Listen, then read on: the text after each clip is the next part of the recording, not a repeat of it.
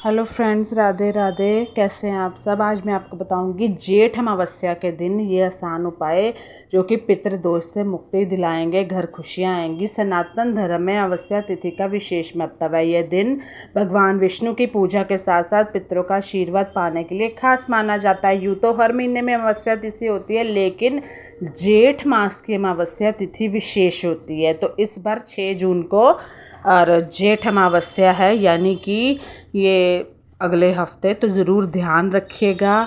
तो friends, subscribe my channel Twinkle Buddhraja. मेरी रात की भी वीडियो थी कि कछुए की अंगूठी कैसे धारण करें और धन के सरल उपाय ज़रूर देखिएगा।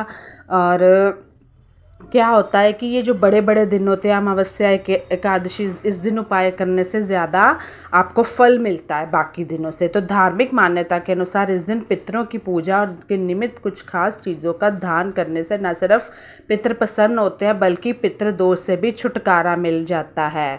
आज वैसे बड़वा मंगल है, तो मतलब 28 हो गई ना आज, तो उसका भी क्या चीज़ें दान करनी है वो मैं शॉर्ट वीडियो डालूंगी, इसमें आप देख लीजिएगा। इस दिन गंगा में स्नान के बाद काला तिल, ये मैं अमावस्या की बात कर रही हूँ 6 जून की। इस दिन गंगा में स्नान के बाद हाथ में काला तिल लेकर अपने पितरों को याद करके उन्हें जल अर्पित करना चाहिए। इससे पितर प्रसन्न होते हैं। आप गंगा में नहीं जा सकते तो किसी वैसी धार्मिक जगह में चले जाइए। पीपल के पेड़ पर चढ़ाए जल, इसके अलावा इस दिन आप पीपल के पेड़ पर जल, 1 लोटा जल जरूर देना चाहिए। पीपल के वृक्ष में स्वयं भगवान विष्णु विराजते, इसलिए जेठ अमावस्या पर उन्हें जल देने से तो भी पितरों का आशीर्वाद प्राप्त होता है। मान लो इतनी गर्मी है, नहीं कहीं जा सकते, तो ये छोटे छोटे 2-4 उपाय कर लीजिएगा।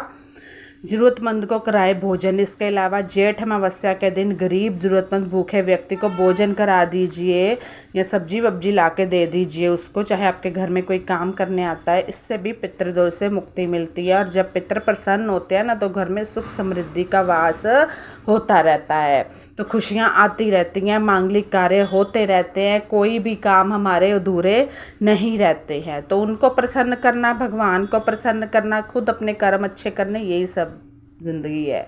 कपूर से जेठ अमावस्या के दिन शाम के समय कपूर जलाकर पूरे घर में दिखाना चाहिए और फिर जलते हुए कपूर को छत के मध्य में जलते छोड़ देना चाहिए। फिर उसे वापस लौटकर नहीं देखना चाहिए, इससे भी नेगेटिव ऊर्जा समाप्त होती है।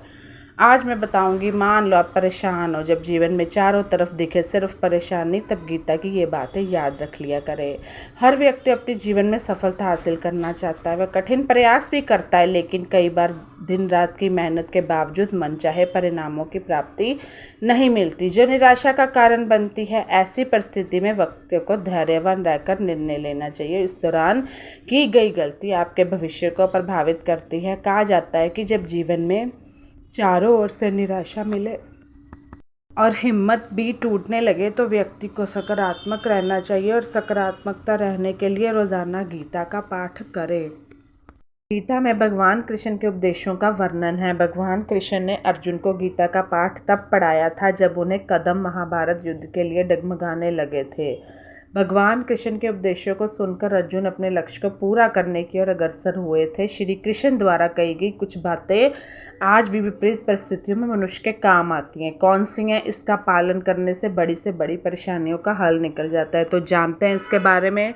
जब भी आपका मन खराब हो, जब भी फोटो जब भी आप कृष्ण जी को देखने चले जाया करो उनके मंदिर में, जब भी, ठीक है। भगवान गीता की इन बातों का ध्यान रखें।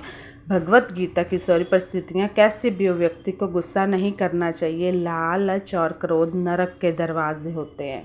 कई बार कठिन परिश्रम और प्रयास के बाद भी फल की प्राप्ति नहीं होती। ऐसे में निराश होने की बजाय अच्छे कार्य करते रहें, अपना कार्य करते रहें। गीता के अनुसार किसी भी काम को परिणाम की चिंता किए बगैर करना चाहिए। एक दिन आपको इन सभी का फल ज़रूर मिलता है। अगर आप सच्चे मन से भी कर रहे हो ना, मिलता तो ज़रूर है। दूसरा, अगर आपका मन परेशान है तो गीता ने कहा कि किसी भी कार्य को पूरा करने की योजना जरूर बनानी चाहिए। बिना किसी योजना के कार्य करने से इसमें हमेशा समस्या बनी रहती है और उसका लाभ भी व्यक्ति को नहीं मिलता है। इंसान को हमेशा अच्छे कर्म करने चाहिए। अच्छे कर्म का फल आपको ज़रूर मिलता है, जो आपके लिए हितकारी होता है। जीवन में सबसे बड़ा कर्म दान है। सभी को ज़रूरतमंदों को दान देना चाहिए, इससे शुभ फलों की प्राप्ति होती है। तो जब आप थोड़ा सा भी कष्ट होता है तो असली घर तो हमारा उस ऊपर वाले के उसके पास ही जाना है, उसको अपनी दर्द सुनाएं।